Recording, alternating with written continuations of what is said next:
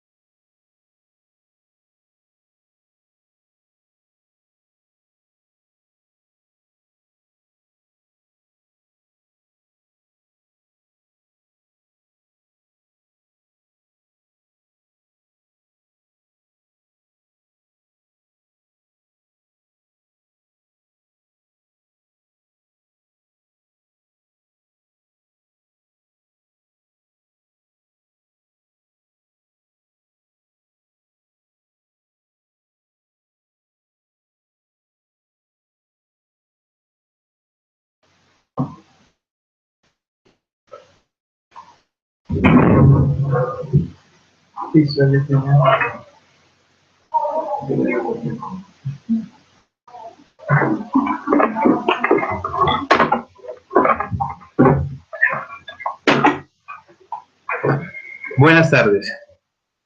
El día de hoy vamos a tratar de revisar lo referente a la clasificación del alto riesgo en la atención prenatal, teniendo en cuenta que la atención del alto riesgo debe ser enfocada a unas causas biológicas y a unas causas psicológicas y sociales, porque la clasificación de nuestro estado de salud en nuestras maternas es un riesgo biopsicosocial.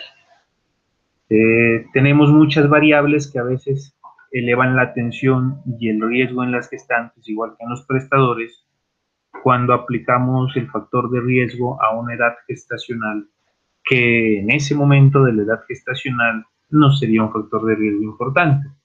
Ejemplo, si la señora tiene antecedentes de cesárea previa, es un factor de embarazo de alto riesgo, pero para el tercer trimestre, al final del embarazo, no desde el inicio.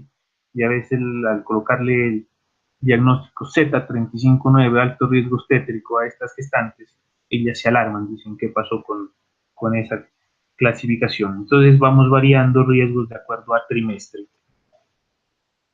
¿Qué se intenta con estas clasificaciones según la guía que tiene nuestro ministerio y en la que está publicada, que menciona sobre la atención prenatal?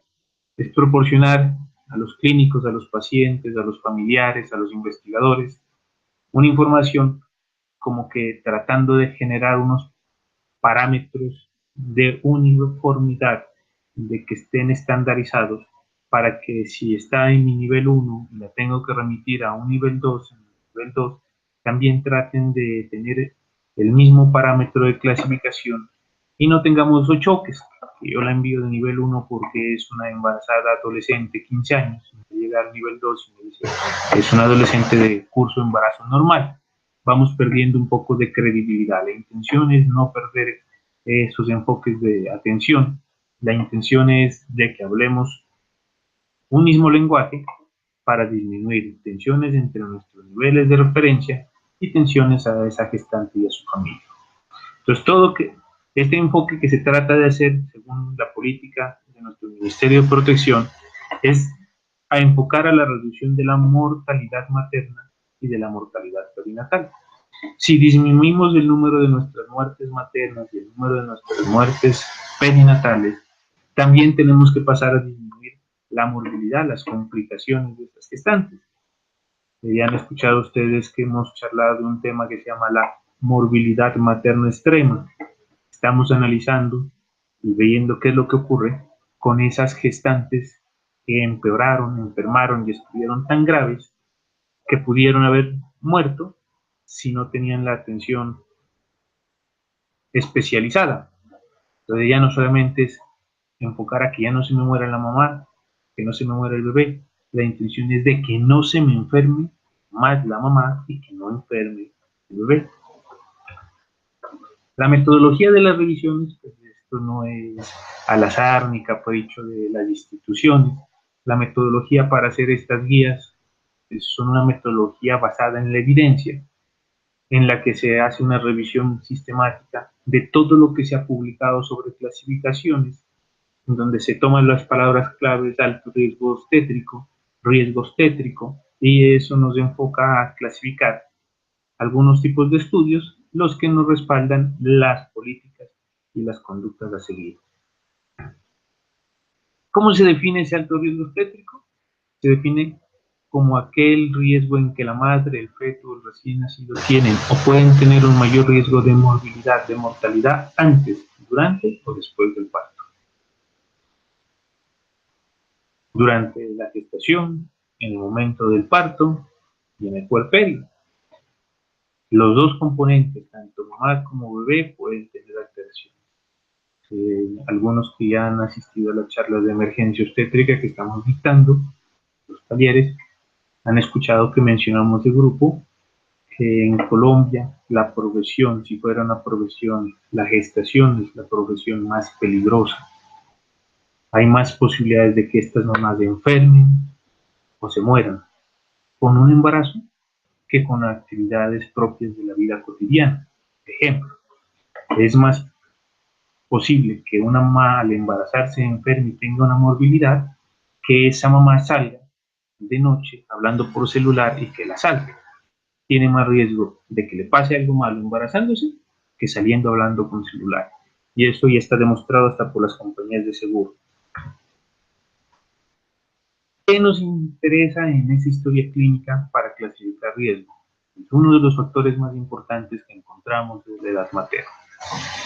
La otra, cómo fue la concepción, fue fertilización natural, qué antecedentes patológicos médicos tiene, qué antecedentes familiares tiene. En nuestra zona que nosotros manejamos los distintos pisos térmicos tenemos también cambios en comportamientos culturales, étnicos y los antecedentes obstétricos. Todo eso debería ser lo mínimo que deberíamos tener registrado en nuestra historia clínica y lo mínimo que deberíamos analizar para la clasificación del riesgo. La edad materna. La edad materna tenemos los dos polos clasificados, nuestras adolescentes y nuestras mujeres que se embarazan a una edad superior a los 35 años.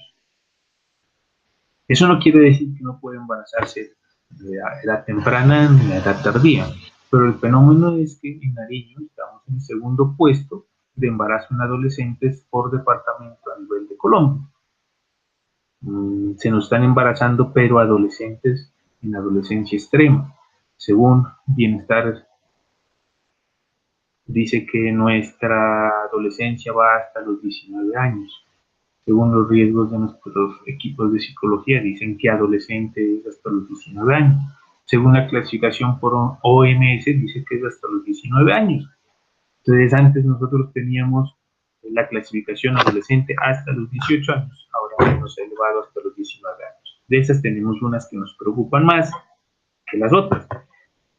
El extremo de las menores a 15 años, por eso tenemos una guía de atención integral en embarazo en menores de 15 años. Tiene una connotación diferente del enfoque de riesgo. A estas niñas hay que enfocarlas más al riesgo biopsicosocial. Y cuando tenemos embarazadas de menos de 14 años, recuerden que lo primero que tenemos que descartar es que fue agredida sexualmente. Tenemos también un repunte Nariño en las embarazadas mayores a 35 años. ¿Por qué están haciendo este espaciamiento de su embarazo? Porque la mayoría de las mujeres están desarrollándose profesionalmente, están adquiriendo una estabilidad laboral y económica, y eso ha hecho de que difieran la gestación hasta después de tener ciertas estabilidades y generalmente después de los 35 años. Epidemiológicamente, a nivel mundial, se ha hecho esa brecha en los gestantes entre menores de 35 y mayores de 35 porque se ve que las mayores de 35 tienen mayor riesgo de hacer trastorno hipertensivo, diabetes, obesidad, placentaciones anormales, placenta previa. Generalmente terminan las mayores de 35 años su embarazo por vía alta, o sea, cesárea. Nuestras adolescentes también pueden hacer hipertensión, pueden hacer restricción, pueden hacer desnutrición materna. Todas pueden hacer ciertos riesgos, pero algunas tienen más riesgo de hacer que otras. ¿Qué otro riesgo nos influye cuando tenemos esas gestantes que tienen más de 35 años? Pues el riesgo de que aparte de las patologías mencionadas, el bebé pueda tener una alteración de tipo cromosómico. Después de los 35 años es más frecuente la presentación en un grupo de mayores de 35 años de síndrome de Down o de las trisomías tipo Down o aneuploidías tipo Turner. Entonces las gestantes todas tienen riesgo de presentar alteraciones cromosómicas en sus bebés, pero es más frecuente cuando estudiamos a los mayores de 35 años. Otra cosa que nos llama mucho la atención en la clasificación de edad es la posibilidad de muerte fetal. Entonces se ha demostrado también que la posibilidad de que se muera el bebé en una mayor de 35 años es más alta que si está embarazada cuando tiene 30 años. Se incrementa a 5 veces la posibilidad de que muera, el riesgo a 5 veces. Y en las mayores de 42 años, de cada 2 mujeres embarazadas con más de 42 años, uno de los bebés puede tener morbilidad y ese puede morir. Entonces, en la presentación, ahí dice, en mayores de 35 años, la posibilidad de que se me pueda complicar un bebé es de cada 5, 1. Y en las mayores a 42, de cada 2, 1. Y a más de 35 años es más frecuente los abortos espontáneos. ¿Por qué los abortos espontáneos? Por las alteraciones cromosómicas. Son óvulos viejos que se fecundan y no siempre tienen la posibilidad de seguir creciendo y diferenciándose. Es más frecuente la presentación de enfermedad trofoblástica tipo bola, es más frecuente los ectópicos y es más frecuente los óbitos fetales. El riesgo de muerte fetal en las mujeres de edad avanzada no está muy establecido la causa. Lo que se ve epidemiológicamente es de que en epidemiología, si ella tiene más de 35 años, ya la recomendación es no esperar que llegue a 40 semanas. Esa mujer con más de 35 años embarazada debe ser remitida a un segundo o tercer nivel de complejidad a semana 36, máximo 37. Y en la política de las instituciones de alta complejidad obstétrica es, ese bebé nace antes de 40 semanas. Cuando esperamos a que llegue a 40 semanas, la posibilidad de que se muera ese bebé allí es casi del 50% en relación a las otras gestantes. Por eso se menciona lo de óbito. Entonces, hay que tener cuidado esas edades. La edad no tiene relación para riesgo de óbito fetal con la paridad. No es lo mismo que se embarace primigestante que gestante, pero para el riesgo de óbito no importa que ella sea multigestante. Lo que importa epidemiológicamente es que si se embaraza y tiene más de 42 años o más de 35 años, su riesgo de que su bebé se complique el útero es alto. Las adolescentes, como las mujeres añosas o aténticas, como las quieran llamar, a más de 35 años, tienen también clasificaciones de riesgo, pero la mayoría de la clasificación de riesgo para todas las gestantes, incluidas las que están entre 19 y 35, es clasificar el riesgo. Las patologías que pueden debutar en esa gestación son la diabetes, la hipertensión asociada al embarazo, la cesárea, la preeclampsia y la hemorragia obstétrica. Esos son los puntos más grandes para clasificación. ¿A quién clasifico como riesgo de hemorragia obstétrica? Una gran multípara. Gran multípara en nuestro sistema de salud es más de gesta 3, partos 3.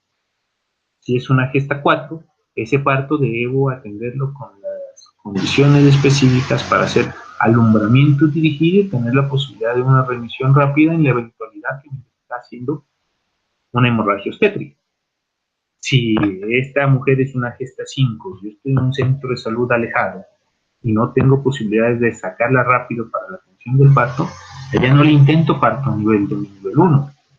Así le haga canalización de vías, así le haga alumbramiento dirigido. No, ella ya sé que puede tener un riesgo elevadísimo de hacer hemorragia obstétrica. Allá tengo que sacarla a un nivel 2. La que tuvo antecedente de preeclampsia también me eleva la posibilidad de que vuelva a ser el siguiente embarazo preeclámpico. Se dice que el 25% de las mujeres con antecedente de preeclampsia lo van a hacer nuevamente y generalmente se hace a la misma edad gestacional que lo hizo en el primer episodio. En algunos casos más severa que el primer episodio. Entonces, ese también es un riesgo a preguntar en los antecedentes perinatales. La cesárea, ya les decía al inicio, no siempre me eleva el riesgo en el curso del embarazo, primero para localización de la placenta.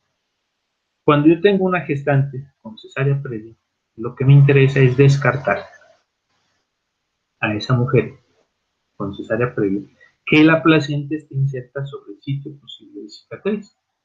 Entonces, en la ecografía que pido en el segundo trimestre, me interesa es saber que la placenta no esté ni previa ni anterior baja. Si está previa o anterior baja, es muy probable que tenga riesgo de hacer acretismo. Posibilidad, no quiere decir que toda placenta anterior y baja va a ser acretismo, pero si ya la tengo allí, ya voy remitiendo la semana 34, 35 en segundo nivel de atención. Si la mujer se me está embarazando con más de 35 años, y generalmente va a ser su primer embarazo, segundo embarazo, esa mujer con más de 35 años me puede llegar a mi control hipertensa o diabética. De ahí la importancia de educar a nuestras mujeres en edad fértil que hagan consulta preconcepcional. Y si la mujer tiene alguna patología de base y no quiere embarazarse, tenemos que encaminarla a planificación familiar. A los jóvenes que pasan por nuestras unidades de rotación se les insiste mucho, igual que se les recuerda a ustedes que están en sus niveles de atención, que el abordaje hacia planificación familiar no solamente se hace cuando la mujer en edad fértil llega a solicitar planificación familiar. El abordaje a planificación familiar se debe hacer en todo momento que tenga contacto con mujeres de edad fértil. Ejemplo, cuando llega diabética, su control de su glicemia, hay que preguntarle, ¿está planificando o no está planificando? Ella no vino por planificación, pero debemos preguntarle. Es hipertensa y está en edad fértil, ¿está planificando o no está planificando? No solamente es enfocarnos al manejo del tratamiento antihipertensivo de su patología de base y dejar descubierto la posibilidad de gestación. Estas mujeres con patologías crónicas también pueden embarazarse. Y ahí sí me eleva automáticamente el riesgo, porque si tiene una patología de base y se me embaraza, ese embarazo automáticamente se me vuelve de alto riesgo. Si está hipertensa, viene con antihipertensivo, se embaraza, desde mi primer control es alto riesgo obstétrico y se va para manejo de nivel 1 y de nivel 2 por especialidad. Y la sigo manejando en nivel 2 y la sigo manejando en nivel 1. Si está diabética, insulino dependiente, que usa insulina o usa hipoglicemiantes orales y se embaraza, se me convirtió automáticamente en embarazo de alto riesgo. Diferente a ese antecedente de cesárea que no me la vuelve de riesgo inmediato ni a ese antecedente de preeclampsia. Cuando nuestras mujeres aquí en Nariño se vienen aumentando la edad en la que va a desaparecer su menstruación, en Nariño promedio está en 52 años la edad en la que llega la menopausia. Eso quiere decir que nuestras mujeres se deberían considerar fértiles hasta los 52 años, pero según guía está hasta los 55 años. Cuando ustedes busquen la definición de mujer en edad fértil, ya se pasó de los 45 años. Si llega una mujer mayor a 45 años, la posibilidad de tener óbito fetal es de 78 por cada 1000 nacidos vivos. Y la muerte neonatal temprana en una mujer que se embarace con más de 45 años, la posibilidad de muerte de ese bebé intraútero es de 35 sobre 1000. Y la posibilidad de malformación fetal letal es de 52 sobre 1000 nacidos vivos. ¿Puede embarazarse una mujer de 45 años? Claro, puede embarazarse. Pero esa mujer de más de 35 años se me clasifica como alto riesgo desde el inicio. Esa niña menor a 15 años o menos, se me clasifica desde el inicio como alto riesgo obstétrico. Así no tenga una patología orgánica evidente, pero la menor de 15 años automáticamente es alto riesgo y la mayor a 35 años automáticamente es un embarazo de alto riesgo. ¿Por qué clasificamos así los extremos de la vida? Porque a esas mayores de 35 años hay que hacerles hasta antes de semana 13, 14, unas pruebas de hacia el bebé, que son los tamizajes genéticos al bebé, para descartar la complicación como malformación fetal letal, como una trisomía 21, como un síndrome de Turner, como una 13, como una 18, que ya lo tenemos como diagnosticar en nuestro medio. Cuando la mujer se embaraza y tiene más de 35 años, también aumenta el riesgo de patologías obstétricas. Entonces se compara una mujer menor a 35 años y una mujer mayor a 35 años. Si tiene menos de 35 años, el parto prematuro puede presentarse en el 16%. Si esa mujer se embaraza y tiene más de 35 años, el 37% de esas mujeres va a ser parto prematuro. Cuando clasificamos riesgos de restricción de crecimiento intrauterino, óbito, preeclampsia, se ve que en las mujeres menores a 35 años el 16.5% presentó o restricción de crecimiento, o presentó óbito, o presentó preeclampsia. De 100 mujeres menores de 35 años, 16 me hacen esas patologías. Pero cuando tengo más de 35 años, la posibilidad de que me hagan restricción de crecimiento intrauterino, de óbito fetal, de preeclampsia, se va al 29%. De 100 mujeres que se embarazan con más de 35 años, en 29 voy a ver o restricción, óbito, preeclampsia. Entonces los datos son claros, ¿no? Aumenta el riesgo de parto prematuro y aumenta el riesgo de las patologías más frecuentes, restricción, óbito y preeclampsia. Se compara el grupo de menores de 35 años y mayores de 35 años. Y en ese grupo, al compararse, se ve que es más frecuente la cesárea cuando tiene más de 35 años, que es más frecuente que haga parto instrumentado en una mayor a 35 años, que el riesgo de asfixia perinatal es más frecuente en la mayor a 35 años, 4 si tiene menos de 35, 6% si tiene más de 35, que la restricción de crecimiento intrauterino después del evento obstétrico, analizada, corregida, asfixia, parto instrumentado, cesárea, las complicaciones por restricción de crecimiento intrauterino, es más frecuente que esos nenes se me compliquen cuando la mamá tenía más de 35 años y menos de 35. Se ve que cuando se embarazan con más de 35 años, el 7% de esas mujeres hacen diabetes gestacional versus el 1.7% de las mujeres con menos de 35 años. Otra de las patologías que nos preocupa como desencadenante que son los abortos. Ya mencionábamos que los abortos espontáneos se nos presentan con más posibilidades en las mayores de 35 años, generalmente por alteraciones del desarrollo de ese embrión.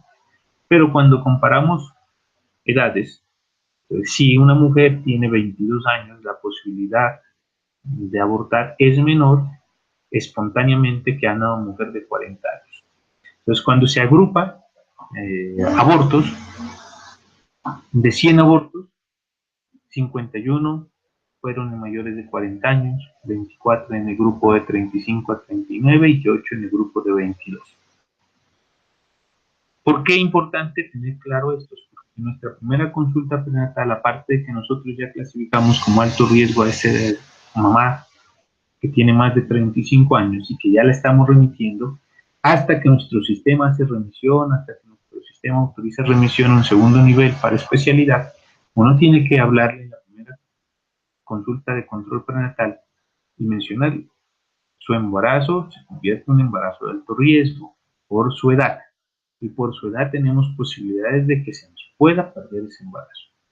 No se las asuste diciéndoles se le va a perder el embarazo, pero sí hay que advertirles, porque muchos de los reclamos que nos hacen posterior a las pérdidas es a los niveles 1.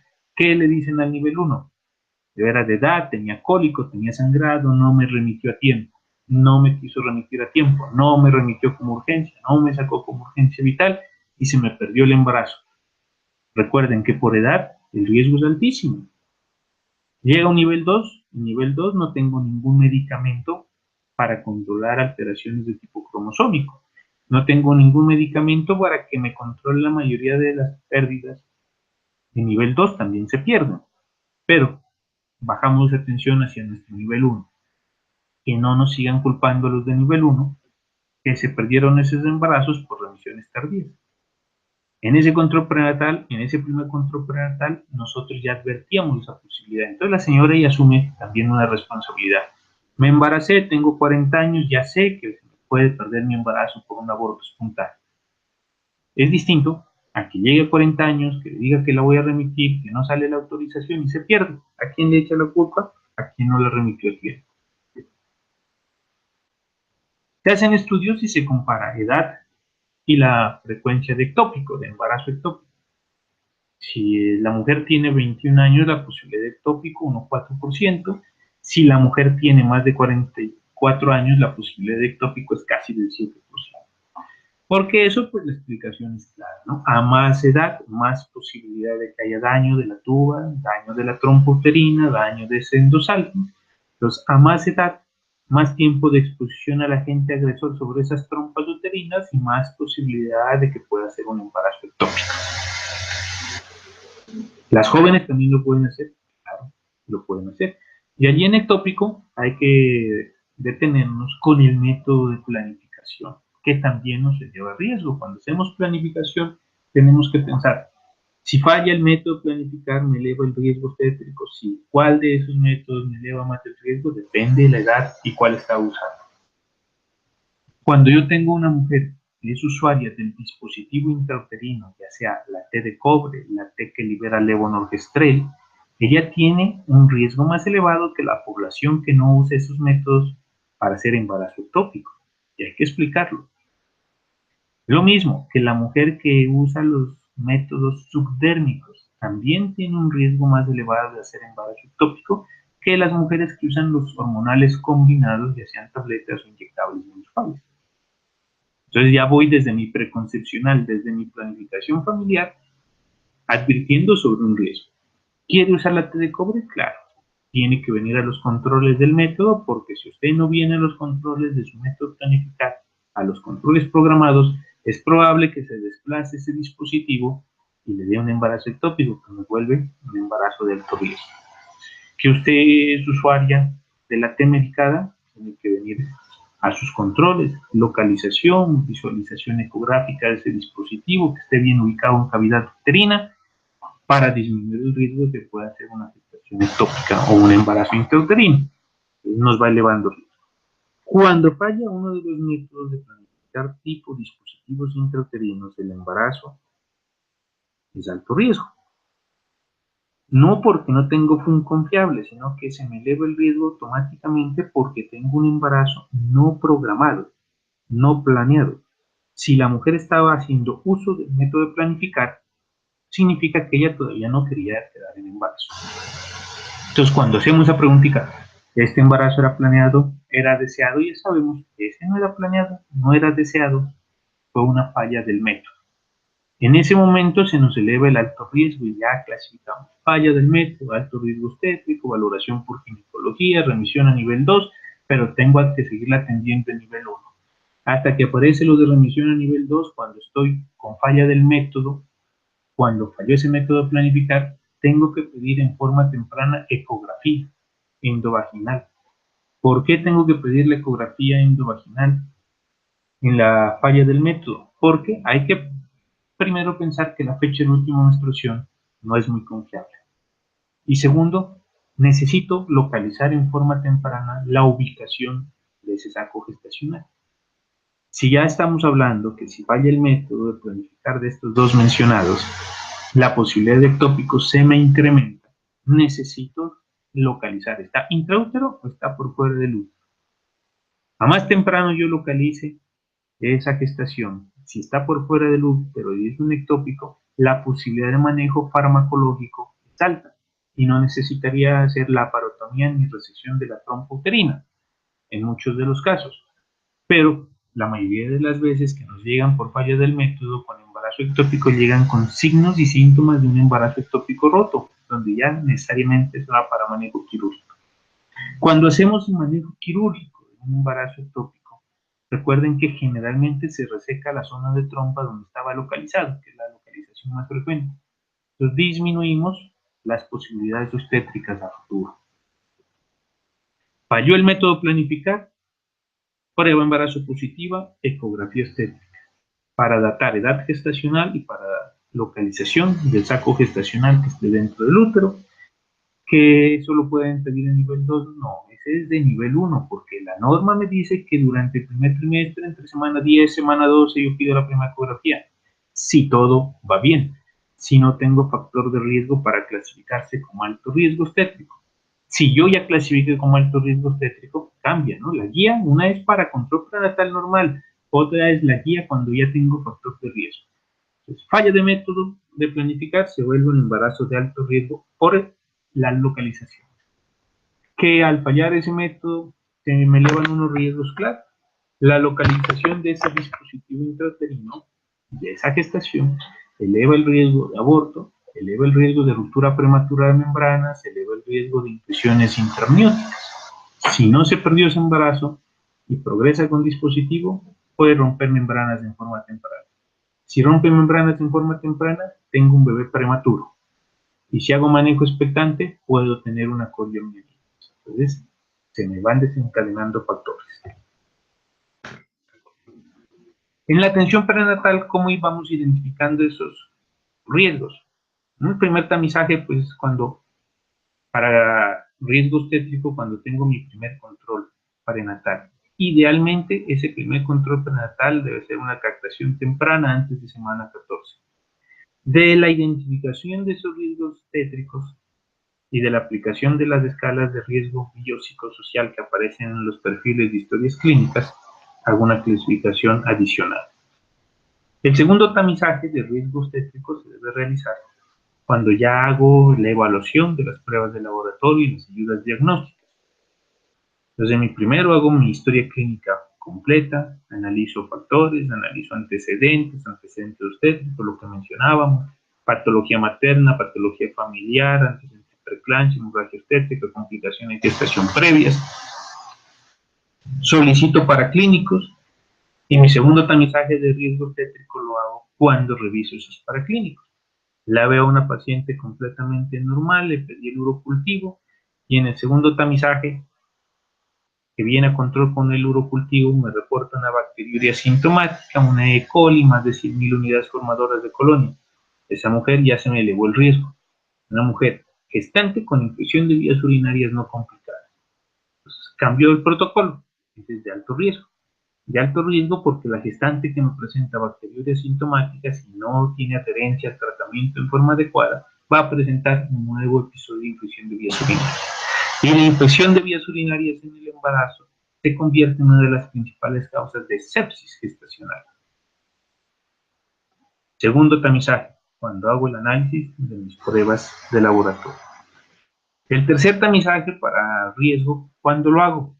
A través de la evaluación y evolución de las curvas de seguimiento de altura uterina, de incremento de peso y la presión arterial. En mi control prenatal, después de semana 20, empiezo a llenar en forma rigurosa la medición de altura uterina.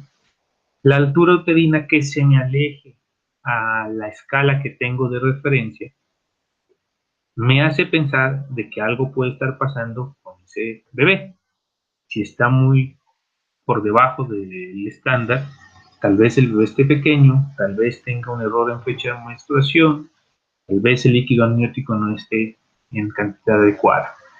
Si la altura uterina es superior, empiezo a pensar, tal vez tiene polidramnios, tal vez el bebé está grande, tal vez el útero tiene alguna patología materna tipo miomas. Entonces, eso obliga a que en ese tercer tamizaje, cuando hago altura uterina y está alejada, necesite solicitar una ecografía, que no siempre coincide con la ecografía del segundo trimestre. Entonces, la ecografía obstétrica, ¿por qué la pido? Porque la altura uterina no está acorde a mi curva. Pido la ecografía confirma mi sospecha diagnóstica que algo está pasando con el bebé, alto riesgo obstétrico por restricción, oliguamnios, macrosomía, polidramnios, lo que me reporte la ecografía de alterado y remisión hacia ginecología. Con el incremento de peso materno para riesgo también tenemos dificultades, ¿no? Afortunadamente ahora nuestras guías ya clasifican los pesos no solamente aislados, sino con índice de masa corporal. Y el índice de masa corporal me permite moverme en un margen más amplio, de 18 a 25. Las mujeres con un índice corporal menor a 20 tienen más riesgo a parto prematuro. Entonces, el índice corporal para disminuir riesgo de parto prematuro debería estar entre un índice de 20 a un índice de 25. Si la tengo en mi primer control prenatal, clasifico peso, talla, mi índice masa corporal está sobre 25, ya en sobrepeso, no le voy a pedir a esa mujer que empiece a ganar 1 kilo mes. Tengo que hacer un control un poquito más estricto. Y ya se me clasifica como alto riesgo. Alto riesgo obstétrico por sobrepeso materno, valoración por nutrición y en mis curvas voy registrando qué está pasando con esa ganancia de peso. Si en mi curva de ganancia de peso materno va bien y esa mujer me está ganando más de 2 kilos por mes, este mes llega y pesa 60 kilos y en el anterior control prenatal hace un mes pesaba 56, me ganó 4 kilos, lo primero que tengo que descartar como sospecha es diabetes gestacional. Pruebita, glicemia pre o post. Veo cómo está la pre, veo cómo está la post, ya me hago una idea de si me va a hacer o está presentando diabetes gestacional. Y si ya es época, pues le pido el test de O'Sullivan como tamizaje. Pero generalmente el test de O'Sullivan como tamizaje lo estoy solicitando en la mujer que va con una ganancia de peso normal. Acá ya me preocupa ese peso, entonces lo mejor es pedirle una glicemia pre prandial y postprandial. Curva de ganancia de peso en la mamá. Y la presión arterial diastólica. No solamente es la diastólica, sino sistólica y diastólica. El registro ahora, la recomendación es que manejemos una curva para presión arterial media, pero más fácil es seguir pensando en sistólica que diastólica. Tuvimos una charla de preeclampsia, ya vimos como emergencia crisis hipertensivas y hacíamos un esbozo diciendo que en este momento en la parte obstétrica nosotros ya veníamos clasificando. No solamente es hipertensa con 140-90, decíamos es hipertensa en el embarazo, sí, se incrementó 30 en la sistólica, 10 en la diastólica, que si esa mujer está en 130-80, ¿es hipertensa o no es hipertensa? Nosotros la considerábamos como hipertensa, ¿no? La nueva clasificación de hipertensión arterial que está en estos momentos, que se lanzó creo que hace 2-3 semanas por la Sociedad Americana de Cardiología, de la Sociedad de Corazón, hace una clasificación ya de alerta, ¿no? Entre el que está en 120, 130, 130, 140. Eso quiere decir que ya nos dieron la razón a los que hacemos alto riesgo obstétrico que no esperábamos a tener presiones de 140-90. Esto es muy importante porque tal vez a futuro la clasificación de trastorno hipertensivo se nos va a bajar un poquito más, las cifras tensionales. El cuarto tamizaje está relacionado con la identificación de los factores de riesgo para las complicaciones durante la atención del parto. Después de semana 36, en mi control prenatal tengo que identificar presentación. ¿Cómo estamos con ese bebé? Si está podálico a semana 36, ya tengo que remitirlo. La posibilidad de versión interna espontánea, o sea, de que el bebé se mueva y se me coloque encefálico espontáneamente, es muy, pero muy baja. Si ya la tengo a semana 36 y está en podálico, la remito a segundo nivel para que el segundo nivel tenga su valoración y se programe la cesárea. Los que hacemos manejo quirúrgico de estas gestaciones de alto riesgo, sabemos y les pedimos de favor a los niveles 1 que en lo posible nos envíen para programar este tipo de mujeres con esos factores de distosia de presentación fetal, porque no es lo mismo operarse un podálico programado 8 de la mañana que me llegue en trabajo de parto podálico 4 de la mañana. Ustedes recuerdan que el cansancio y el ritmo de horario es diferente y eso eleva el riesgo de complicaciones. Pues, si ya sé que está en podálico, la remito a semana 36. El ginecólogo del nivel 2 la va a clasificar para cuándo hace su cesárea, cuando él considere por otros factores o solo por podálico, y será una cesárea programada. Eso les baja también la atención a ustedes nivel 1, porque nivel 1 ya la conocían, que llegue 11 de la noche y consiguiendo ambulancia y tratando de salir con el temor del médico que viene en la vía que se le haga un parto precipitado. Recuerdan que el parto precipitado es un parto que se hace en menos de 4 horas y usted con un podálico en plena camilla en la vía es de tensión. Entonces, bajemos esos riesgos, programemos. ¿Qué es un embarazo gemelar? Recuerden que el embarazo gemelar, desde que lo diagnosticó con mi ecografía temprana como gemelar, ese ya estaba como alto riesgo. Ya está en manejo por nivel 1 y está en manejo por especialidad. Esa no va a ser sorpresa que me llegue al último control y ahí apenas identifique embarazo gemelar. La cesárea previa. Entonces, en este momento vengo a valorar el segundo momento de riesgo por cesárea. El primer momento les mencionaba con cesárea previa es localización de esa placenta. Si la ecografía me dijo que la placenta está a nivel púndice en cara posterior, cero posibilidades de acretismo en cicatriz de la cesárea previa, en la cicatriz. Si estaba todo normal y no hay una localización de placenta sobre la zona de inserción sobre cicatriz, pues nos quedamos nosotros más tranquilos y dejamos la evaluación del final. A semana 36, esa mujer con cesárea previa tiene que estar remitida al nivel donde se piensa ser atendida. Igual, la congestión de nuestros servicios de obstetricia, nuestros niveles 2, niveles 3, en días es tan grande que esa mujer con trabajo de parto más cesárea previa no se opera apenas llega. Hay otras urgencias que pueden hacer que ese trabajo de parto se nos vuelva un poco más complicado. Lo mejor, remitir la semana 36 y que se programe su cesárea por cesárea previa. Aprovechamos lo de la terminación del embarazo por cesárea y recuerden que ustedes en nivel 1 y en nuestros controles prenatales tenemos que hacer una asesoría en planificación familiar. La cosa más buena de adherencia a la planificación familiar se logra cuando empezamos a charlar en nuestros controles prenatales y a preguntar ¿con qué va a planificar? La mayoría de mujeres que se embarazan quieren tener su bebé, quieren planificar. Es muy difícil dar una consejería de planificación familiar en el parto o en el puerperio poscesario. En el puerperio poscesario la mamá no le presta atención, en el posparto tampoco, por más que uno se esfuerce en darle consejería, no le presta, y está preocupada por su bebé, por levantarse, por cómo están los otros bebés en la casa, o sea, ella quiere que le demos salida rápida. Pero en el control prenatal sí es más fácil dedicarle una consulta de control prenatal, tal como decía nuestra guía de control prenatal, ya revisamos eso en una charla previa, que durante los controles prenatales tenemos que tener un control prenatal dedicado solamente a conseguir en planificación familiar. Si vamos a hacer cesárea, pues una de las opciones que se puede manifestar allí es que hay la alternativa del fumeroide, del método quirúrgico, por paridad, no por número de cesáreas. O sea, una mujer que tiene cesárea previa puede tener el número de hijos que quiera. A más número de hijos, menos posibilidad de parto vaginal, siempre va a ser cesárea. En nuestro medio no hacemos trabajo de parto con cesárea previa, entonces siempre va a ser cesárea.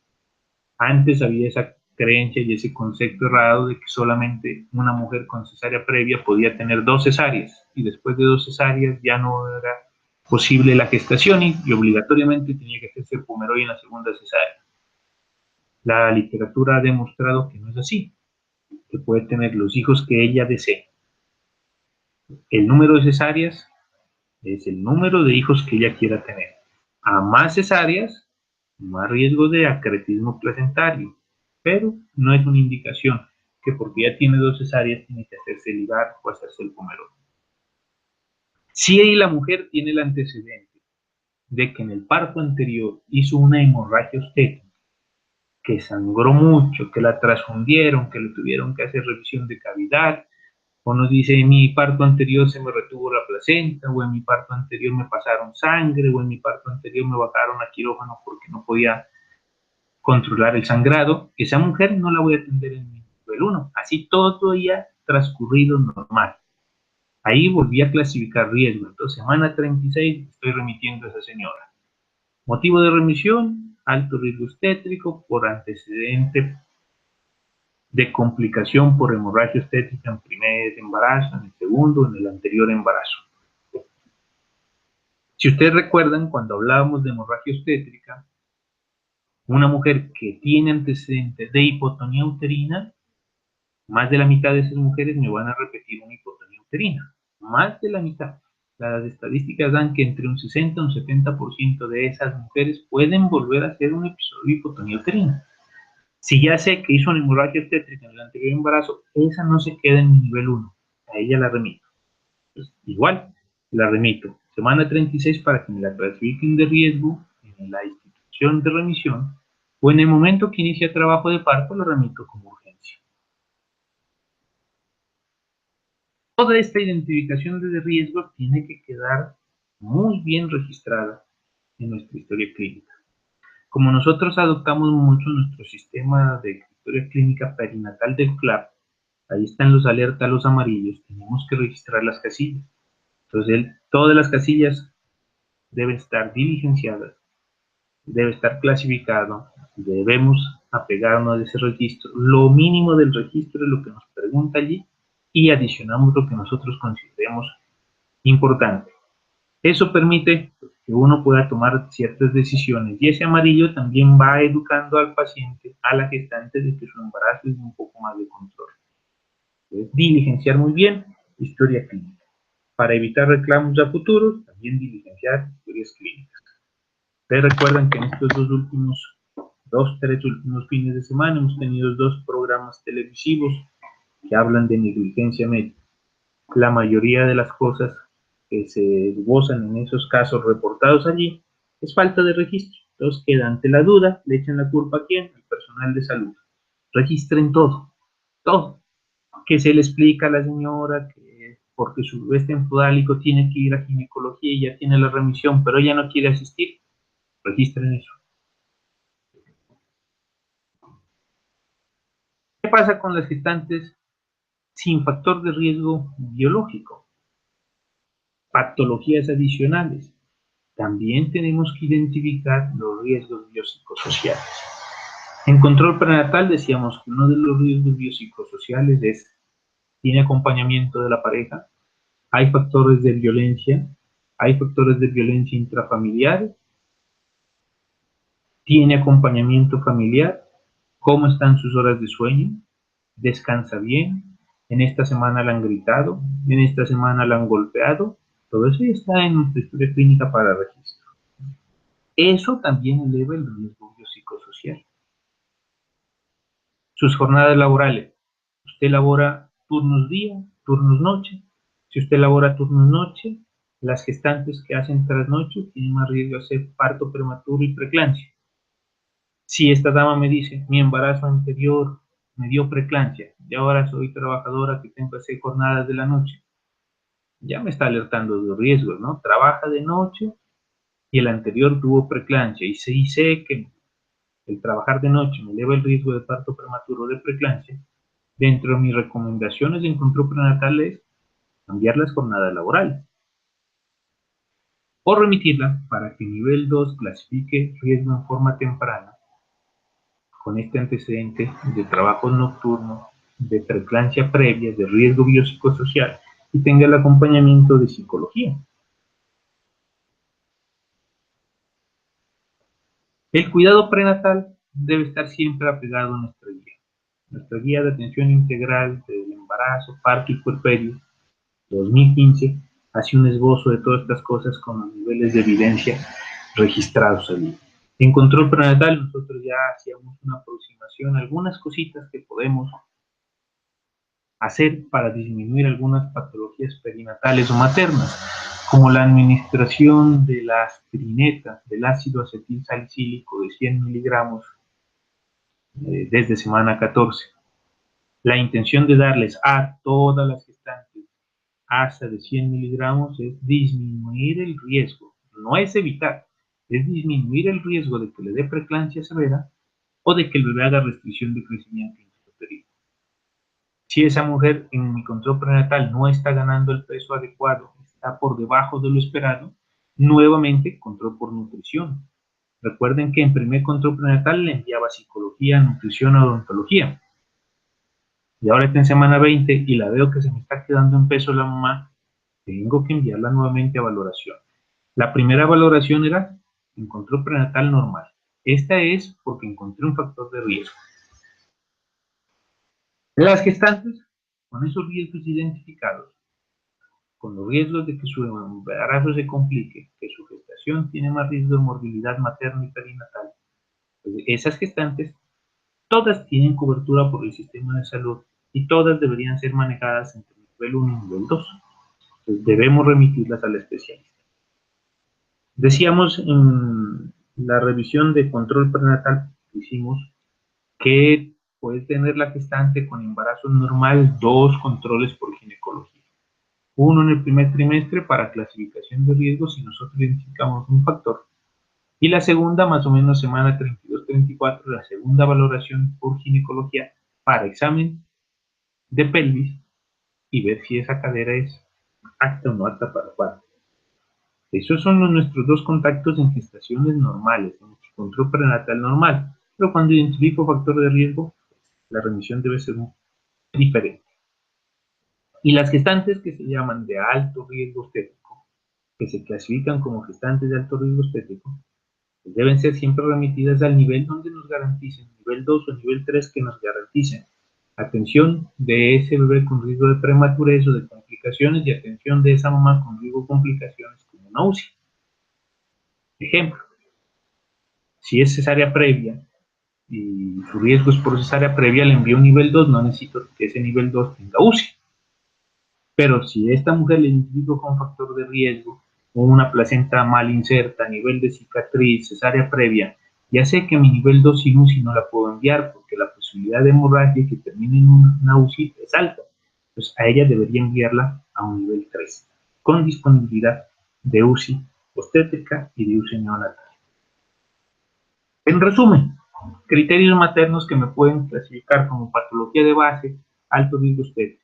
Una mujer con hipertensión arterial crónica, una diabética, una mujer con hipotiroidismo, un antecedente de 2 o más abortos espontáneos consecutivos, un anembrionado, un óbito fetal, una muerte neonatal precoz, gestantes con enfermedad renal crónica, con antecedentes de diabetes gestacional, gestantes con anemia severa, que tengan discrasia sanguínea, antecedente de hipertensión inducida por el embarazo, patología cardíaca o enfermedades autoinmunes. Si estas mujeres tienen estos antecedentes, automáticamente identificamos eso y se vuelve alto riesgo. ¿Qué hago con esa hipertensa crónica que venía tomando inhibidores ECA, que son contraindicados en el embarazo? Si la remisión hacia ginecología se va a demorar, allá le voy cambiando, ¿no? Voy suspendiendo el enalapril, el captopril y le voy colocando nifedipino de 30. Nifedipino de 30 cada 12 o cada 8, según el esquema con el que quieran manejarla, de acuerdo al cuadro clínico que ya tiene. No necesariamente la voy a cambiar a alfa-metildopa. Alfa-metildopa, la clasificación para cambiarla sería su hipertensión estaba muy controlada. Esa mujer me hizo primero preconcepcional, optimizamos control de tensión arterial, se bajó a la dosis más baja de su antihipertensivo, la paso a alfa-metildopa, regulo alfa-metildopa y se embaraza. Pues eso sería el criterio ideal, después de estar tomando alfa-metildopa, pero como no es lo que siempre nos ocurre.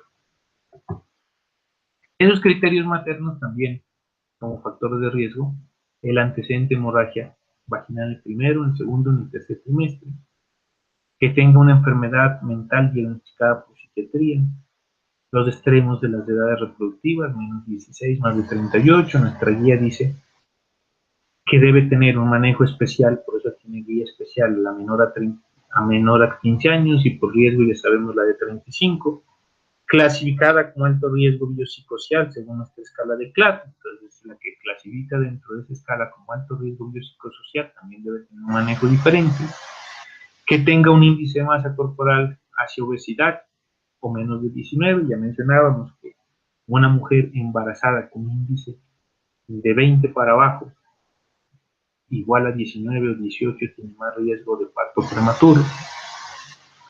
A aquella mujer a la que le identifique alguna de las enfermedades trazadoras, de algunos sistemas de control de historia clínica perinatal, ya me da riesgos que se llaman las famosas trazadoras, pues el peso, la ganancia de peso, la presión arterial, la altura uterina.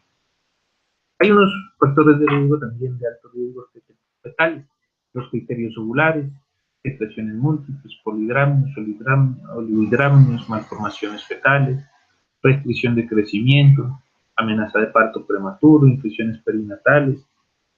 Estamos elevando la posibilidad de su inmunización porque ya tenemos más mujeres RH negativas. La presencia de hidros fetal, la presencia de malformaciones congénitas.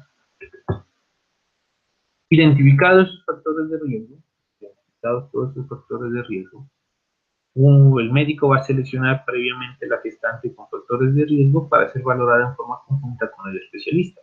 Cuando la guía dice en forma conjunta con el especialista, no dice junta médica. Dice que yo sigo en nivel 1, pero ya la remito para que el ginecólogo la vaya a valorar.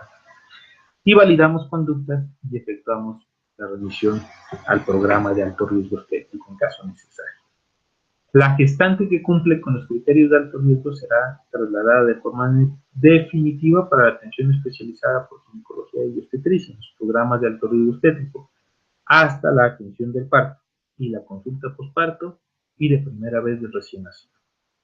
Recuerden que hay patologías como el trastorno hipertensivo, que si yo lo clasifico como factor de riesgo durante mi control prenatal, si no hizo hipertensión durante mi control prenatal, puede hacerme hipertensión gestacional en el puerperio, preeclampsia en el puerperio, un poco más severa. Por eso la indicación en la guía es en atención para esa gestación, para la atención del parto y para la consulta postparto. Normalmente se refiere en la guía que si el embarazo es normal, el bebé se ve a los 3 días, 72 horas y la mamá le hago control a los 8 días. Si todo fue normal. Pero si esa mamá me hizo preeclampsia y se va a la casa tomando medicamento antihipertensivo, no le pido el primer control a los 8 días, le estoy remitiendo 2 o 3 días después para que me le hagan tamizaje de tensión arterial en nivel 1 o curva de tensión arterial en nivel 1. Va a variar. Si todo va bien, el control va a ser primero dentro de los 8 primeros días, máximo a los 8 días. De lo contrario, vamos a hacer un control de acuerdo a la patología. Los paraclínicos, cuando clasificamos riesgos por paraclínicos, pues, les mencionaba que nuestras mujeres de RH negativas están teniendo más frecuencia en nuestra población. En este momento tenemos que pedirle al ingreso y control prenatal a esa mujer con RH negativo la prueba de Kunz indirecto. Si ya superó su prueba de Kunz indirecta en el primer control prenatal, después pedimos el siguiente a la semana 16. ¿Por qué pido el de la primera? No es para ver si se sensibilizó en este embarazo. En mi control, primero pido el Kunz indirecto, es para saber si ella venía sensibilizada o no. Si el resultado es negativo, después de nuestra prueba semana 16, se debe repetir cada mes hasta la semana 28. Y a la semana 28, a semana 32, si el resultado del Kunz indirecto sigue siendo negativo, le debo administrar inmunoglobulina anti-D. Cuando administro inmunoglobulina anti-D, la mayoría de las mujeres, después de administrarse la inmunoglobulina anti-D, presentan Kunz indirecto positivo, reactivo. No quiere decir que se sensibilizó. Es una respuesta normal a la inmunoglobulina anti-D. Adicionalmente, deberán solicitarse los exámenes paraclínicos en primera visita de acuerdo a algunas circunstancias. Entonces, una curva de tolerancia oral a la glucosa con una carga de 100 si la gestante tiene alto riesgo de diabetes gestacional. Eso es. Una glicemia en ayunas a la gestante sin riesgo de diabetes gestacional, la cual, si es normal, deberá complementarse con la prueba de glicemia a la hora, usando una carga de 50, ahora de 75, que es de test de O'Sullivan, después de semana 22. Se debe garantizar la prestación del grupo de profesionales que hacen control prenatal, odontología, nutrición, psicología, enfermería, posconsulta, YAMI, grupo de YAMI, lactancia, todo el grupo que tenga que ver con las gestantes. La duración de las consultas debe ser mínimo de 30 minutos. La periodicidad de las consultas, si se clasifica como bajo riesgo obstétrico, debe ser mensual hasta semana 36, luego cada 15 días hasta semana 40.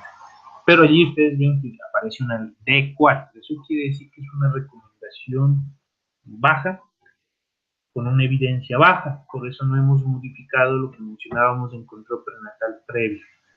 Las consultas hasta que haya modificación, si es de bajo riesgo, se hacen mensuales hasta semana 28, cada 15 hasta semana 36 y después de semana 36 cada 8 días hasta semana 40. Ya no hablamos, y ustedes se han dado cuenta que en las revisiones y en las guías donde leen ya no se habla de los postérminos. La intención es que ninguna gestante se pase de semana 40. A semana 40 le estamos remitiendo. ¿Por qué consulta? Porque ya cumplí 40 semanas y 9 meses y no inicio contracciones o no inicio trabajo de parto. Se hace una evaluación en ese segundo nivel de atención y ellos verán si es pertinente o no darle una espera de una semana más o no. Pero nosotros ya no vamos a hacer controles prenatales de la semana 41 42, no, hasta semana 40 llega nuestra acción en nivel 1 y es remisión. El control prenatal de la semana 36 deberá hacerse siempre por el ginecólogo. ¿Quién es el que nos va a evaluar allí en ginecología? Evalúa los riesgos para el parto, orienta a la gestante para la atención de parto en la institución que cumpla con los estándares de calidad para la atención adecuada, para una intervención adecuada y para manejo de dichos riesgos. A semana 36 ya debería estar valorada por ese ginecólogo que nos está acompañando en el control. En el examen físico, ¿qué deberíamos hacer más énfasis? Entonces, la evidencia A1, por eso era el D, D1, D2, D3, D4, el A es nivel de evidencia lo máximo, y el 1, 2, 3 es qué tan recomendado es esa evidencia. Entonces, la tensión arterial debe ser controlada, el nivel de evidencia es altísimo, A. Debe realizarse la prueba de cambio de cúbito, de Gano, de rollover test, en la semana 28 a 32 a todas las gestantes con factores de riesgo biopsicosocial presentes. ¿Cómo es la prueba de decúbito? Lo que les explicábamos. Se le toma la presión a la mujer sentada, después se le hace colocar decúbito lateral izquierdo y se le toma allí, o se le toma decúbito dorsal, después se le hace colocar decúbito lateral izquierdo, que descansa unos 10-15 minutos y se le vuelve a tomar la presión. Si hay mucha diferencia entre las cifras tensionales entre la una y la otra posición, se llama que es una prueba de rollover test positiva. Las curvas de ganancia de peso pues deben revisarse, el crecimiento uterino también. El registro de la frecuencia cardíaca fetal se registra siempre que se escuche. Si usted no escucha, eso no es problema, simplemente coloque en su registro. No se escucha, no se escucha frecuencia cardíaca fetal, se solicita ecografía. Si usted tiene Doppler y a pesar de colocar con el Doppler no escucha ese latido de ese bebé, coloca no se escucha con Doppler frecuencia cardíaca fetal, se solicita ecografía. La valoración de la situación de la presentación fetal pues es importante a semana 36. Nosotros somos muy clínicos, entonces hacemos nuestras 4 maniobras de Leopold, y en nuestras 4 maniobras de Leopold una de esas es identificar presentación. Pero cuando yo hago identificación de presentación a semana 28 y digo que está podálico, la señora se me puede asustar. Entonces automáticamente tengo que yo hacer mi consejería. Pues su bebé está sentado en este momento, es una posición normal. Ellos solitos se cambian de posición o se corrigen. Al siguiente control vuelvo a verificar si hubo o no cambio de esa presentación. No la asusto. Desde semana 28 está podálico y su embarazo va a terminar por cesárea. No lo sabemos, puede haber versión. Y la identificación de esa debe confirmarse también con ecografía. El urocultivo, pues eso hemos mencionado muchísimo, examen para clasificación de riesgo en búsqueda de bacteriuria asintomática. Dar tratamiento si hace un episodio de infección de vías urinarias, se cambió el riesgo bajo a alto riesgo alto. La prueba de glicemia a la hora con una carga de 50 o 75 gramos de glucosa previo ayuno también es importante. Las ecografías de control en el primer trimestre, segundo trimestre, tercer trimestre. En el tercer trimestre, ¿qué me interesa? Peso fetal, líquido amniótico, dónde está la placenta y la madurez de la placenta. En la ecografía del tercer trimestre no me interesa edad gestacional. Recuerden que el equipo y el ecografista no da edad gestacional. Él hace unos cálculos de medición en el que me expresan una posibilidad de biometría para cierta edad.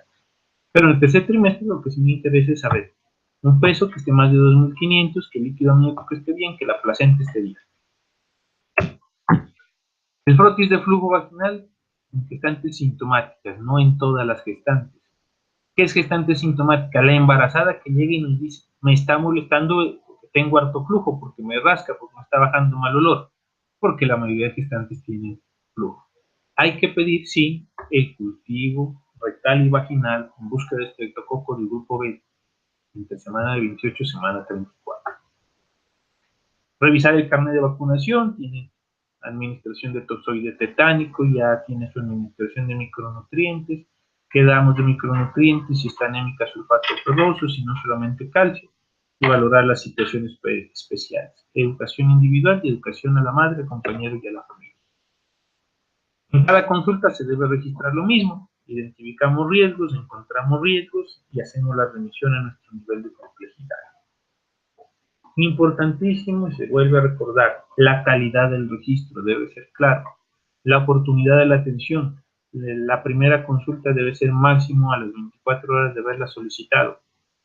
Eso quiere decir que hoy vino, se le pidió preembarazo, salió positiva, máximo en un día debe tener la consulta, ideal que el mismo día tenga su consulta.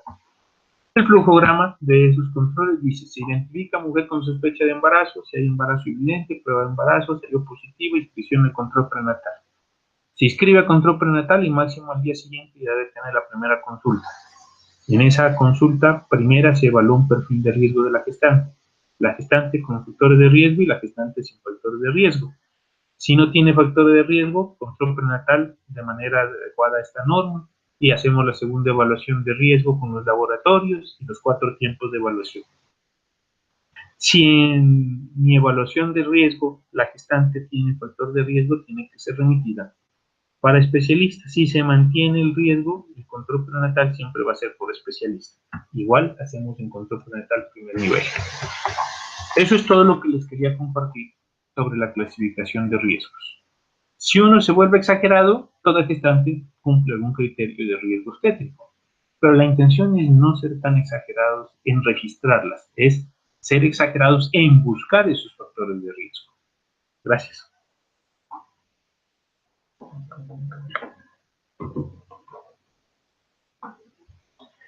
La paciente con antecedente del grado obstétrico no eleva el riesgo, ¿no? Se eleva el riesgo si la mujer tiene antecedentes de 2 pérdidas consecutivas. Si se fue sometida solo a un legrado obstétrico y ya volvió a quedarse embarazada, pues se me vuelve de riesgo inicial, que lo corrijo con el reporte de ecografía, porque no sé la fecha de menstruación confiable. Si ustedes recuerdan, fecha de última menstruación confiable es mínimo 6 meses de menstruaciones regulares o un año de haber tenido su evento obstétrico, parto, cesárea o aborto ectópico. Entonces, como fue temprano, tal vez dude en fecha de última menstruación. Como le pido la ecografía, porque ella es la que necesito localización de saco gestacional temprano, entonces corrijo el riesgo si todo va dentro de lo normal. La gestante RH negativa no es inmunizada, es alto riesgo, sí. La mujer por tener RH negativo es una mujer de alto riesgo, sino que ahí se divide dos. La que está sensibilizada se llama isoinmunización RH, que ya es la grave, y la otra es la que tiene factor de riesgo para sensibilizarse. Entonces la RH negativa debe ser valorada por ginecología. Las gestantes que nunca tuvieron control prenatal o captación o no tuvieron captación temprana sí son de alto riesgo obstétrico.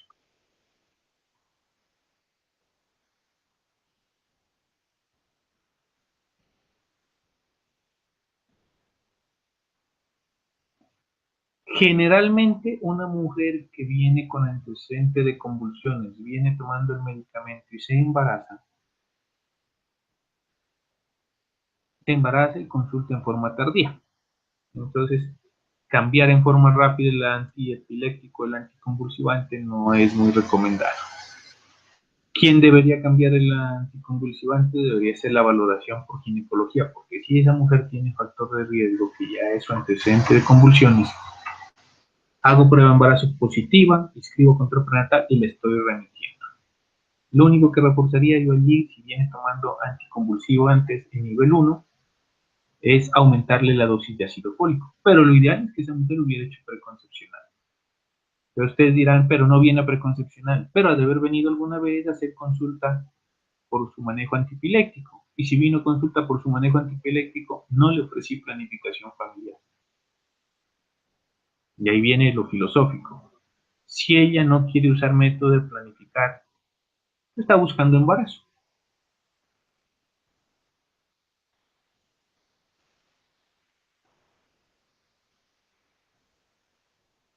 La gestante que no puede asistir a los controles prenatales siempre se considera alto riesgo obstétrico. Así tenga todo normal.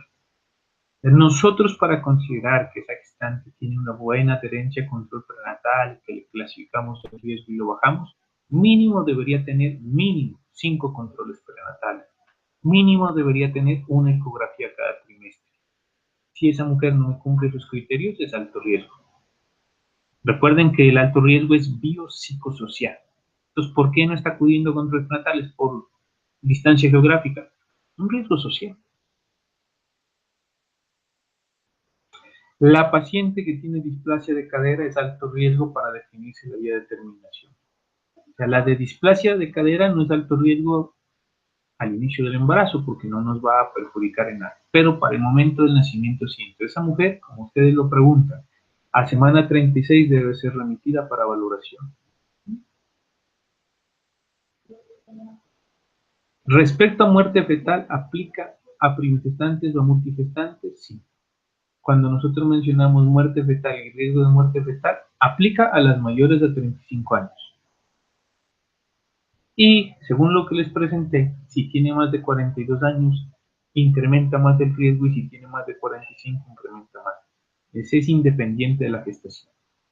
Por eso toda mujer embarazada mayor a 35 años, así no sea primigestante, debe ser valorada por ginecología. Si llega después de semana 14, ¿le puedo iniciar aspirina? Debe iniciar la aspirina. Le arranco a semana 14, después cuando la cargue. No le voy a iniciar después de semana 36, ¿no? No, porque ya está próximo a nacimiento, ya no hice nada. Mi beneficio es darlo en forma temprana antes de semana 28 para disminuir el riesgo de crecimiento intrauterino y severidad de preeclampsia. Si ya la capto después de semana 28, ya no tiene sentido darle aspirina, porque todo el proceso para restricción de crecimiento, que generalmente es de tipo tardío, ya se ve alterado.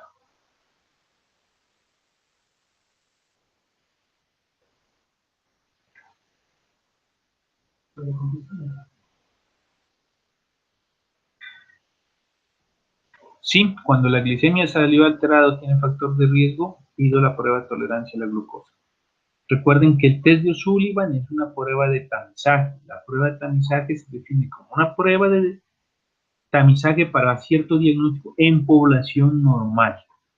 Cuando yo tengo una población que ya no la considero normal, que tiene factor de riesgo, ya paso a hacer la prueba de tolerancia oral. Los controles prenatales en alto riesgo los define la frecuencia, el ginecólogo y el equipo de control de alto riesgo. Entonces, lo que sí podemos hacer es que los controles en las pacientes de bajo riesgo, primer nivel, deberían ser idealmente uno cada mes hasta semana 28. De semana 28 a semana 36, uno cada 15 días. Y después de semana 36 hasta semana 40, idealmente uno cada semana. Si mi agenda no me permite hacer esa frecuencia, porque tengo muchos controles, porque tengo muchas gestantes, porque no tengo el número suficiente de personal para que haga esa frecuencia de controles, lo mínimo debería ser cada mes hasta semana 36 y después de semana 36 hasta semana 40 cada 15. Pero eso cada mes hasta semana 36 y después cada 15 hasta semana 40, solo si las circunstancias no me permiten hacerlo ideal. Es cada mes hasta 28, desde 28 a 36 cada 15 y después de semana 36 cada semana. No olviden, después de semana 40 esa mujer debe haber tenido ya valoración por ginecología. Cumple 40 semanas un día, debe ser valorada por ginecología.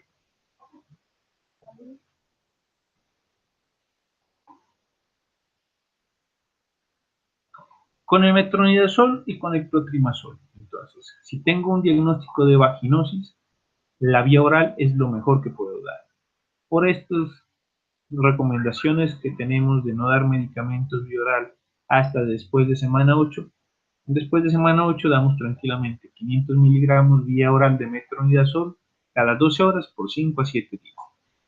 Los óvulos de metronidazol no son tan efectivos para el manejo de la vaginosis como tratamiento, son efectivos para eliminar el flujo, la leucorrea, pero no se cura. El medicamento debería darse vía oral, entonces no hay ningún problema con metronidazol. Y con clotrimazol, formulamos clotrimazol crema vaginal si el reporte del frotis vaginal me dice que tiene cándida, que tiene hongos, pero está sintomática la mujer.